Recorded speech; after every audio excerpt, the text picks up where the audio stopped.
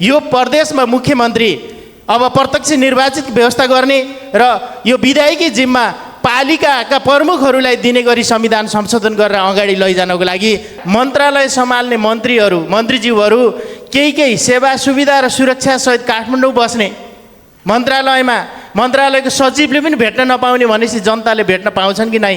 त्यसो गर्दा यदि कहीँ मिल्छ भने त्यस्तो अप्ठ्यारो पर्ने मन्त्रीहरूलाई काठमाडौँमै मन्त्रालय बनाइदिए भयो नि त। त्यसो भए यहाँ कामै गर्न नपर्ने वा मन्त्रालयमा आउन नपर्ने, सदनमा आउन नपर्ने, मन्त्रालयमा भेट्न नपर्ने हो भने हामी ती मन्त्रीहरू वा मन्त्रालयको जिम्मेवारी किन दियौँ भनेर जनताले सोधेको प्रश्नमा हामीले के उत्तर दिने भन्ने कुरा पनि तपाईँहरूले हामीलाई जानकारी दिनुपर्छ जस्तो लाग्छ मलाई। अब वैशाखको 6-7 तिर फेरि पहिलाको एग्रिमेन्ट अनुसार पालो फेरिँदैछ। हामीले अर्को भागभण्डा अनुसार अर्को पार्टीले फेरि नेतृत्व गर्नुपर्ने छ। हामी यही पार्टीका मनोभावना मिलाउँदा जनताको भावनामा ठेस पुगेको कुरा मैले सभामुख मार्फत सरकारसँग र सिङ्गो लुम्बिनी प्रदेशवासीसँग अवगत गराउन चाहन्छु।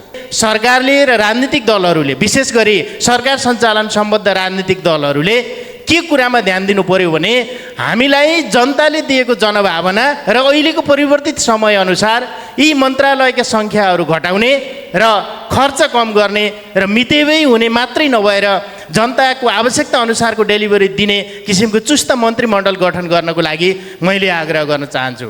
अबको बजेट निर्माण प्रक्रियामा कम्तीमा मान्नेहरूलाई केन्द्रमा राखेर होइन, जनतालाई केन्द्रमा राखेर र यो 52वटा निर्वाचन यो क्षेत्रलाई केन्द्रमा राखेर यो क्षेत्र विकास कार्यक्रम अगाडि सार्न पनि मैले यहाँ सभामुख मार्फत सरकारसँग माग गर्न चाहन्छु।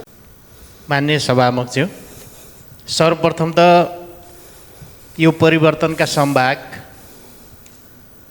आम नेपालीहरूलाई हृदयदेखि आभार व्यक्त गर्दै धन्यवाद प्रकट गर्न चाहन्छु।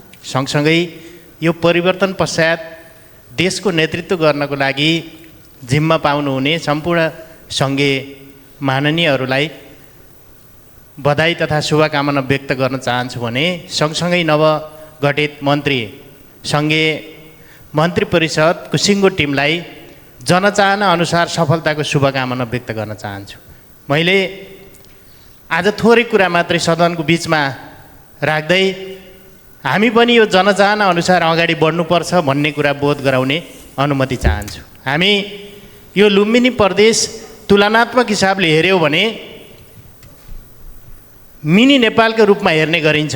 सिङ्गो नेपाललाई राजनीतिक हिसाबले र प्रशासनिक हिसाबले नेतृत्व गर्नको लागि 15-16वटा मन्त्रालय भए चल्ने वातावरण बनिरहेको बेलामा हामी लुम्बिनी प्रदेशको यो प्रदेश सभा, यहाँको राजनीतिक दल र सरकारले अहिलेको जनभावना अनुसार अगाडि बढ्ने कतै पनि त्यस्तो चालढाल नदेखाएकोले मैले के आग्रह गर्न चाहन्छु भने यदि हामी जनताको भावना बुझ्न सकेनौँ भने फेरि कहीँ कतै त्यो जनभावना विरोधी वा हामीले जनतालाई डेलिभरी दिन खोजेको कुराहरू नदिने हुनसक्छ। त्यसैले मेरो आग्रह के छ भने हामी नयाँ वर्षको सुरुवातमा छौँ, नयाँ परिस्थितिको सुरुवातमा छौँ र अर्को कुरा नयाँ बजेट निर्माणको सङ्घारमा छौँ। यो त्रिपक्षीय संयोगको बेलामा हामीले आफूलाई परिवर्तन गर्नेतर्फ मोडेनौँ भने फेरि हामीलाई परिवर्तन गर्नको लागि वा यो परिस्थितिसँग जुझ्नको लागि हामीलाई गाह्रो पर्ने हुनसक्छ। मेरो सिधा भनाइ के हो भने अहिलेको सरकार जनभावना अनुसार डेलिभरी दिन नसकेको हो कि भन्ने हामीलाई त अनुभूति भएको छ, हामीभन्दा बढी अझै जनतालाई अनुभूति भएको छ। यो लुम्बिनी प्रदेशका आम जनताहरूको आवश्यकता अनुसार यहाँको बजेट निर्माण गर्ने, बजेटलाई कार्यान्वयन गर्ने र यो कार्यान्वयनबाट प्राप्त उपलब्धिहरू जनताको पक्षमा छन् कि छैनन् भन्ने कुरालाई हेर्नको साटो हामी त यहाँ आएका जनप्रतिनिधिहरू कसरी खुसी पार्ने, यहाँका मान्नेहरू कसरी खुसी हुने र यो सभालाई कसरी भागभण्ड गरेर सरकार सञ्चालन गर्ने भन्ने विषयमा मात्र केन्द्रित भएको अनुभूति भएको छ। त्यसैले आगामी यो बजेट निर्माणको प्रक्रिया सँगसँगै आगामी दिनमा मेरो एउटा मात्रै माग सदनसँग के हो भने सरकारले र राजनीतिक दलहरूले, विशेष गरी सरकार सञ्चालन सम्बद्ध राजनीतिक दलहरूले के कुरामा ध्यान दिनु पर्यो भने हामीलाई जनताले दिएको जनभावना र अहिलेको परिवर्तित समयअनुसार यी मन्त्रालयका सङ्ख्याहरू घटाउने र खर्च कम गर्ने र मितेबै हुने मात्रै नभएर जनताको आवश्यकता अनुसारको डेलिभरी दिने किसिमको चुस्त मन्त्रीमण्डल गठन गर्नको लागि मैले आग्रह गर्न चाहन्छु। फेरि मैले एउटा उदाहरण पनि दिन्छु। यो पहिलो कार्यकालमा 7वटा मन्त्रालय बन्दा यो प्रदेशले फड्को मार्ने, यो प्रदेशले प्रदेशका आधार सिर्जना गर्न सक्ने, तर अहिले सङ्ख्या बढाइसकेपछि कति उपलब्धि भयो भन्ने कुरा हामीले हेर्ने कि नै। त्यसैले मेरो यहाँनिर के कुरा राख्न चाहन्छु भने अहिलेको आवश्यकता अनुसार सरकारका खर्च कटौती गर्ने, सरकार सुशासनतर्फ अगाडि जाने र सरकारले जनताको जनभावना बुझ्ने र आवश्यकता अनुसारको विकास र राजनीतिक नेतृत्व गर्ने तर्फ जानुभन्दा हामी भागभण्डमै रोमलिएको देखेका छौँ। अब मैले सुन्दैछु अब वैशाखको 6-7 तिर फेरि पहिलाको एग्रिमेन्ट अनुसार पालो फेरिँदैछ।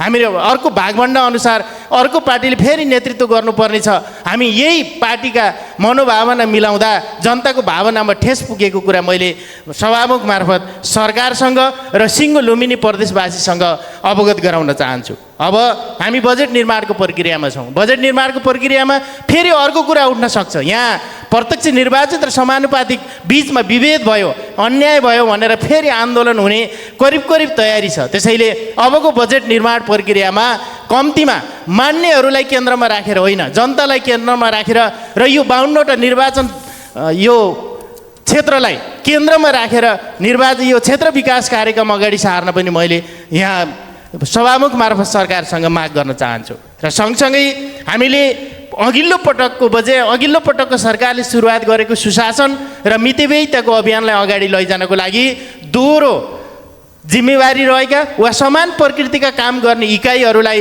गाभ्ने, समायोजन गर्ने वा खारेज गर्ने गरी चुस्त प्रशासन निर्माण गर्न पनि मैले सरकारसँग सभामुख मार्फत सरकारसँग आग्रह गर्न चाहन्छु। फेरि सँगसँगै हामीले यो कहाँनिर हामी चुकिरहेका छौँ भने हाम्रा मन्त्रालय सम्हाल्ने मन्त्रीज्यूहरू केही सेवा सुविधा र सुरक्षा सहित काठमाडौँ बस्ने, मन्त्रालयको सचिवले पनि भेट्न नपाउने भनेपछि जनताले भेट्न पाउँछन् कि नै? त्यसो गर्दा यदि कहीँ मिल्छ भने त्यस्तो अप्ठ्यारो पर्ने मन्त्रीहरूलाई काठमाडौँमै मन्त्रालय बनाइदिए भयो नि त। त्यसो भए यहाँ कामै गर्न नपर्ने वा मन्त्रालयमा आउन नपर्ने, सदनमा आउन नपर्ने, मन्त्रालयमा भेट्न नपर्ने हो भने हामी ती मन्त्रीहरू वा मन्त्रालयको जिम्मेवारी किन दियौँ भनेर जनताले सोधेको प्रश्नमा हामीले के उत्तर दिने भन्ने कुरा पनि तपाईँहरूले हामीलाई जानकारी दिनुपर्छ जस्तो लाग्छ मलाई। त्यसैले मेरो छोटै आग्रह के हो भने हामी परिवर्तित समयअनुसार लुम्बिनी प्रदेशका जनताले चाहेको समयअनुसार भावनाअनुसार अगाडि बढ्न सकेनौँ भने हामीले नेतृत्व गरेको नेतृत्व गलत ठाउँमा जान्छ भन्ने मेरो बुझाइ छ। हामी सधैँ युवाहरूलाई भविष्यका कर्णधार भनेर वर्तमानमा युवाहरूलाई पन्छाइराख्यौँ र अहिलेको अवस्था सिर्जना बनेको छ। अब पनि हामी त्योतिर लागेनौँ भने हामीले फेरि अर्को भुल गर्नेछौँ। मैले धेरै कुरा केही पनि नगरिकन अहिलेका राजनीतिक दलहरू, अहिलेको सरकार सञ्चालक दलहरू र अहिलेका स्टेक होल्डरहरू, राज्यका स्टेक होल्डरहरूलाई मैले के आग्रह गर्न चाहन्छु भने यदि संविधान सभाको कुरो पनि, संविधान संशोधनको कुरो पनि उठिरहेको छ, यदि सित्तैको सुझाव लिने हो भने, यदि अब संविधान संशोधन गरेर जाँदा यो प्रदेशलाई कार्यकारी बनाउने, यो प्रदेशलाई अझै जनताको पक्षमा बनाउने हो भने संविधान संशोधन मार्फत राजनीतिक दल र अन्य स्टेक होल्डर र सङ्घीय सरकारले कतातिर ध्यान दियोस् भने यो प्रदेशमा मुख्यमन्त्री अब प्रत्यक्ष निर्वाचित व्यवस्था गर्ने र यो विधायकी जिम्मा पालिकाका प्रमुखहरूलाई दिने गरी संविधान संशोधन गरेर अगाडि लैजानको लागि मेरो व्यक्तिगत सुझाव यो लुम्बिनी प्रदेश मार्फत, सभा मार्फत मैले सङ्घीय सरकार र राजनैतिक दलहरूलाई आग्रह गर्दै सुझाव दिँदै मैले सुशासनतर्फ यो सरकार केन्द्रित रहोस् र नयाँ वर्ष साँच्चै जनताको अपेक्षा अनुसार अगाडि जानको लागि बाटो देखाओस् भन्ने शुभकामना सहित नयाँ वर्षको शुभकामना र मेरा सुझावहरू यहीँ अन्त्य गर्छु। हस्, धन्यवाद।